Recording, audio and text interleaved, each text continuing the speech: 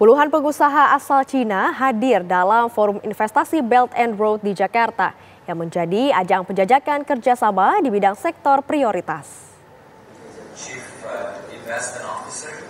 Forum ini menjadi ruang diskusi penting yang dihadiri berbagai pemangku kepentingan, termasuk perwakilan dari Kamar Dagang dan Industri Indonesia. Sejumlah sektor investasi yang dibahas antara lain mencakup energi hijau, otomotif listrik, manufaktur, pendidikan, kesehatan, serta ketahanan pangan. Kadin Indonesia turut mendorong sinergi untuk mendukung pertumbuhan ekonomi nasional dan pembangunan berkelanjutan. Hubungan ekonomi antara Indonesia dan Cina memiliki peran strategis, terutama dalam mendukung target pertumbuhan ekonomi nasional sebesar 8%.